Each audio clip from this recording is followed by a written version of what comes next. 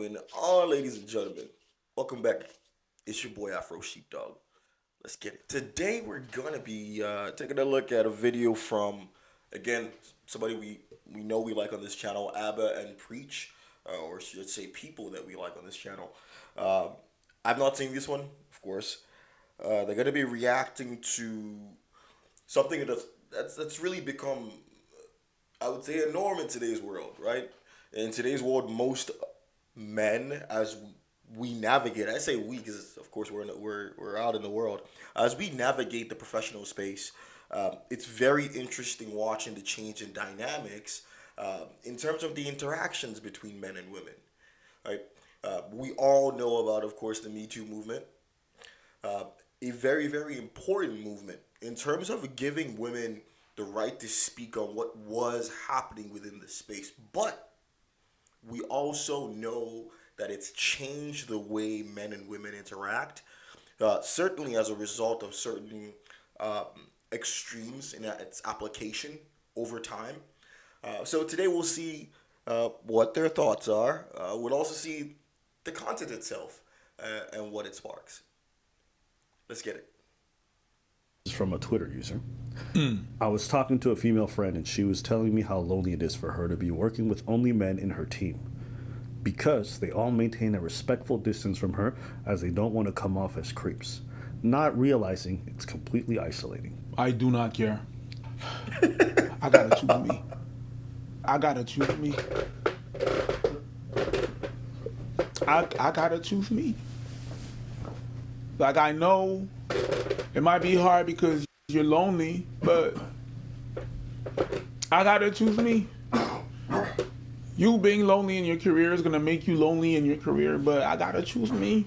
I can't work with even trying to pass as a creep for something that I thought I didn't even do, and that you interpret it in a, I don't want to take the chance. Nope. First and foremost, I don't know who I'm working with, what baggage the person has, and I don't want to deal with that. I don't know what your triggers are. And sometimes it's not what I do, it's the triggers that you have. Whoo! Right off the bat, a lot to unpack. I love that. I don't know who you are. I don't know what I'm going to say that's going to trigger you to paint me as XYZ. And so as such, I will keep to myself and come for what I came for, brother. First of all, man, we know the phrase, right? Don't shit where you eat. Alright? Don't do that. Come on. You're better than that. And if you're the gangster that I think that you are, you should be able to find what you need in other places. But even if it does come down to it, this is really what men have to face. And it's interesting. I work in corporate America, right? It's interesting watching the interaction. And it's like we're going into a world where there are more and more women within that space. There are more offices with open space design concepts. So interaction is even more encouraged in terms of the way the architecture and the structure works. But somehow it's much more discouraged socially. So it's an interesting thing to watch. Let's see. Yeah. Sometimes it's not what I do, it's the triggers that you have. It might happen not often, but it just take one time. It just take one time. I gotta choose me. The same way that I'm not gonna fall every time I take my motorcycle. I'm not gonna fall every time. Every time I have a ride, it's wonderful. As a matter of fact, with all the years I ride motorcycles, which is 14 years now, I've only fell once. But it only take that one time. Does that mean I'm not gonna put an helmet on? Does that mean I'm gonna go out with my t-shirt without my protection? No. I put my protection on, I put my helmet on because it only take one time. And that one time, I'm not gonna recuperate from that. I gotta choose me, my girl. Okay. Facts. Be lonely. Facts. But I gotta choose me. Okay, well, let me finish. So someone else replied, I would think in this case your friend needs to break the ice. To which she replied, she did that many times, they still continue their behavior. And then she goes on, says, that's exactly my point. Whatever they're doing, it's just to make us feel safer. I hate that there's so much pressure on them to do so, but But well, if a lady's trying to get herself included, she's still getting ignored. Then I feel like something has to be said. All this to say, on this topic, I sympathize because unfortunately the women are bearing the brunt of the fact that some other women are acting inappropriate at work or saying things that are foul or making rumors or starting issues. Or if it's not even the other women, sometimes it's a boss who sees you interacting with somebody else and they take it upon themselves to think something inappropriate is happening. People file, complaints on behalf of others. That happens all the time with HR. And so now you are bearing the brunt of other women's behavior, which is unfair. But in that same token, as men, we bear the brunt of the fact that other men are creepy, right? When I'm walking home late at night and there's a girl in front of me and she's terrified of me, okay, because we're the only two people on the street and we're walking in the same direction, I'm not like, why is this bitch being so weird? I know why. I understand. Even though I've never done anything like that, even though I'm not like, hey, time to rake, right? Even though I don't do that, I understand why she's scared. Because unfortunately, you bear the brunt. And it's unfair. You want to be seen as an individual. But like Preach said, when it comes to workplace dynamics, unfortunately, these things have consequences. It's fact. It's fact. And it's so crazy because the pursuit of shared accountability, this is the end goal. It's like when we talk about things like socialism and all these kind of things, and of course it sounds great, but then when you pursue those ideas and you see the end goal, you're like, oh shit, okay. So this is one of those things. In the pursuit of shared accountability, everybody has to be held to the same standard or it doesn't work. This is why they talk about attractive guys or how do these folks talk about it? Alpha, not even alpha male. Is it high earner or whatever? This is what they mean when they talk about that, because it's like, even you as women know that those people have a higher propensity to be ignored when they do certain type of things, right? Whether positive or negative. They have a certain, so it's like, you know it's that man that you really don't want his attention, that you're gonna report to HR, versus the other guy that you're thinking about it, you're like it's a tease, it's your office tease, So it's very interesting. But at the end of the day, this is shared accountability, and this is where it takes us, and you have to be okay with it. I can't go into the workplace and talk a certain way. Why? Because I understand the perception that people are going to have as a black man. Yeah. Shared I don't complain about it. I don't bitch and moan about it. It just is what it is. So, do I understand the frustration? Sure. But what do I think about it? Welcome to the man's world. This is a man's world. Yeah. Yeah, if men are doing things to protect themselves in the workplace, that's fine.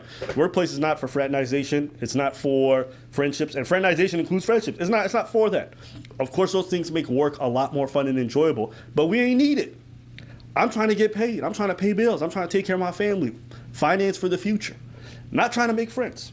And I will not let trying to make someone feel a little bit extra comfortable put that in jeopardy in any type of way. And I'm telling you this right now, in corporate environments, there's more and more red tape being added. There's extra scrutiny being involved in those workplaces. So am I mad at these dudes for doing what they did? Nah. Do I understand the frustration of women? Sure. But, welcome to what we've been dealing with. You know what I'm saying? Guys will tell you, we know what it is. We're constantly aware of the fact that we look threatening to women. Constantly. On dates and workplaces, everything, I always have to make sure I'm thinking in my head, she might feel threatened in this moment. How do I change my behavior to make her feel at ease? I keep a certain distance. I never make eye contact. I never even try to go and talk to her, initiate any conversations. You might not believe it, but I do all of that so she doesn't even have the opportunity to think something weird's happening. And guess what? Some of these crazy bitches still think that it is. Some of these women will still think you trying to try something. So I'm like, I don't want that headache, because that one negative experience is not worth the 10 positive.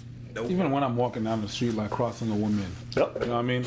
I know, let's say you cross a woman, right? You're on the side of the road, yep. And there's buildings on this side, right? And she coming this way, right? Most women, notice this, boys, most women are going to look at the buildings. Or look down. or look down just because they don't want to draw your attention. Yup. What do? I look away. Yup. Just to show her that, hey, I'm not even about that life. You don't want to look at me, bitch. I don't want to look at you. I'm not Not even at all. And listen, this is, and for a man, this is another side of it that they have to always also remember. For a man, you are your name. The minute your name gets soiled, it is very, very difficult to come back from it. And if nothing else, this OnlyFans epidemic is what I'm going to call it. This OnlyFans thing, what it's shown us is that it's easier for a woman to come back from, I guess, dirtying her name. In fact, I'm not even say easier to come back. There is less scrutiny on a woman's just dirtying her name a little bit, or anything like that, than for a man. So for men, it is critical for us to not even have to face things like that. Right?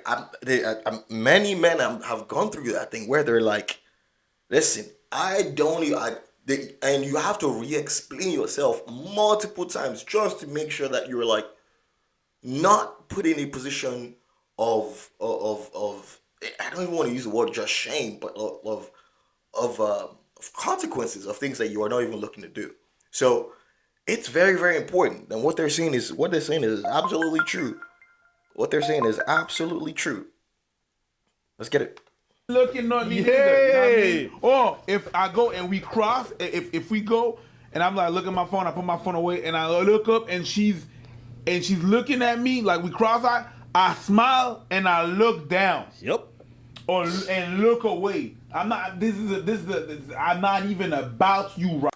You know what's funny? Back in the day, man, like as a real guy, like, if you're walking down the street and you see, especially like you see a cute girl coming down the street, right?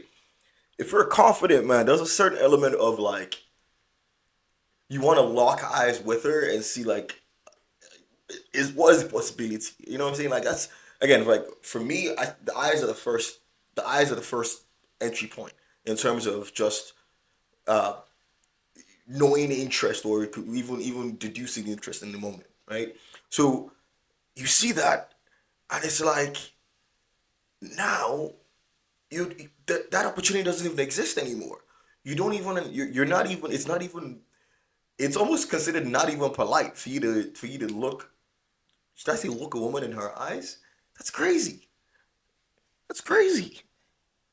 Right now. Damn right. So you could walk. Don't even worry. I'm not gonna try to holler at you. I'm not gonna try to do nothing. I understand why. Yeah. I understand why. Yeah. But I understand that's what I gotta do. I understand that you feel a certain type of way. The way I look, the way I am. You don't know why. You don't know why. You don't know what. I'm telling. I'm sending the message. I'm not about that. So you good. And I say this as someone who's been through it. I've already had that negative experience. Someone I never spoke to lost her fucking marbles and tried to make up some whole story. Thankfully, there was like dozens of witnesses, so it didn't matter. But for a while, like my name got dragged through the mud. I ain't dealing with that shit. You best believe I learned how to keep the most professional distance at workplaces because it wasn't necessary and the risks just weren't worth it. So my thoughts, like I said, I made it. But I understand the frustration. Like sometimes working somewhere can suck, but the people make it amazing. And just feeling like you don't get to have that experience of having like close bonds with your coworkers and stuff like that, that can really feel isolating. My girl, it's work. They're not ignoring you. They're being professional. Move on. They're being professional. Yeah, especially if there's a law and a clause of no fraternization in your environment. They are being professionals. You're going to not be lonely outside of work. That's why we have extracurricular activities. Okay? Selfie me, my brother. Okay? That's it. We're being professional. I mean, think about it. You work so hard to get to these levels in your life. And we're now suddenly in a point of the world where it is so easy for you to lose all of that. Be professional, my guy. There's no need. There's no need for the... Bruv, when you get off work, you will find something. And if it's to distract yourself for the time that you're at work, then you're not working. Can't be... I don't even know. You're not working. All right? If you're at work, come work. That's it. Thank you for watching. Thank you for joining me I know I've been gone for a little bit, a couple of weeks here, just making life transitions.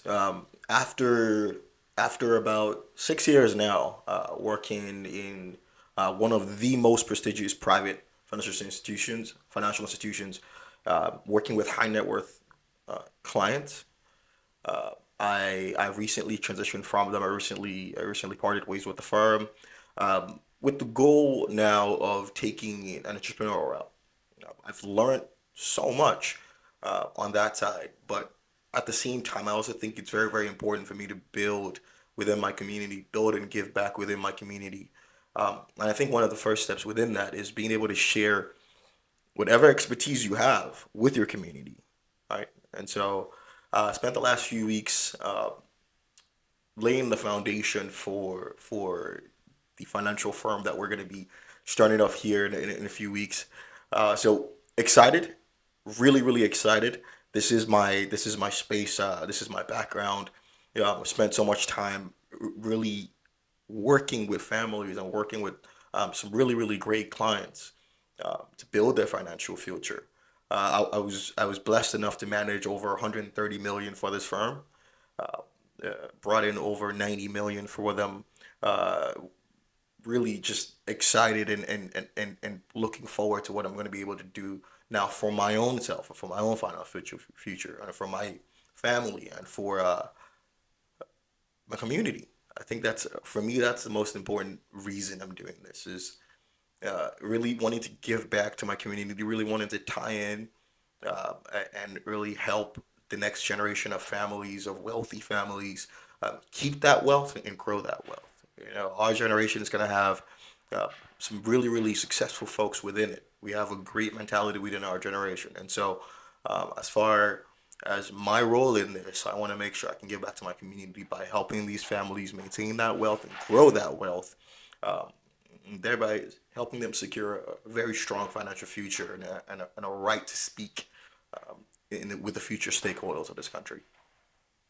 So, thank you so much again for joining me. I look forward to speaking more on all of this. I look forward to many, many more videos. I see your comments. I try my best to respond to as many as possible. We will keep on doing that. We'll keep on improving where we are. We'll keep on improving our thoughts and our opinions on this. I saw some comments saying that they wanted to see the Madame back, so we'll have some videos with her back as well. But thank you so much. Like, comment, subscribe, tell a friend to tell a friend, man. Getting everybody back together. We're getting the whole flock back together, baby. Let's go.